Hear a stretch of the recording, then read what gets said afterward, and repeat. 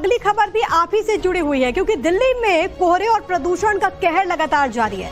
अब स्मॉग की वजह से हवाई यातायात भी प्रभावित है। दिल्ली आने वाली 48 फ्लाइट्स हैं जो कि रद्द हुई हैं। दिल्ली से जो फ्लाइट्स उड़ान भरती है उनकी संख्या 49 बताई जा रही है, जिनको कैंसिल किया गया है, जो कि रद्द है।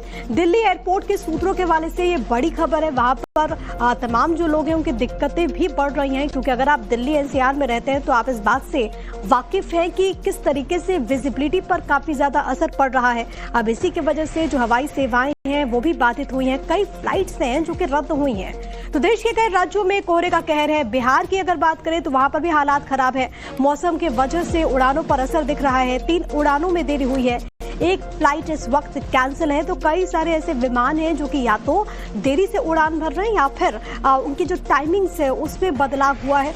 और लगातार एडवाइजरी भी अलग अलग एयरलाइंस की तरफ से जारी की गई है कि जो भी यात्री किसी विमान से सफर कर रहे हैं वो टाइमिंग देख करके ही, शेड्यूल देख करके ही अपने घर से बाहर निकले। इसी बीच एक बड़ी खबर है, शीतलहर की वजह से 24 दिसंबर तक स्कूल बंद रखने का बिहार में फैसला लिया गया है, क्योंकि कई जिले ऐसे हैं बिहार में जहां पर भीषण ठंड इस वक्त देखने को मिल रही है और यही कारण है कि स्कूल्स को बंद किया गया है।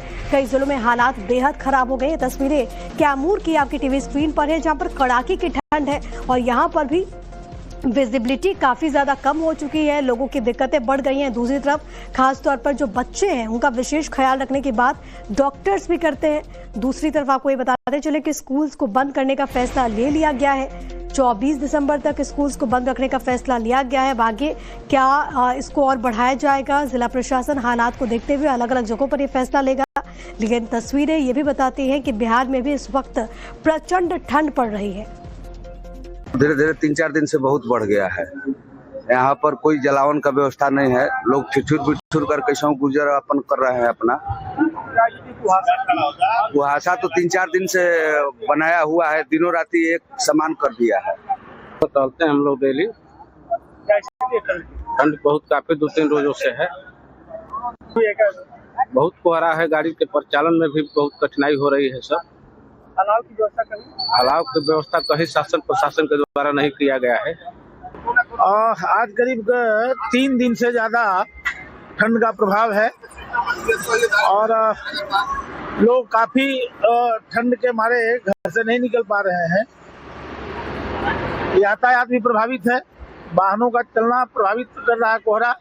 सर जी ठंड बहुत ज्यादा रोड में पड़ रही है। कोहरे से बहुत टेंशन हम लोगों को हो रहा है। रात में हम लोग चल नहीं पा रहे हैं। इधर दिल्ली एनसीआर में स्मॉग की परत छाई हुई है। आईटीओ इलाके में AQI 421 दर्ज किया गया।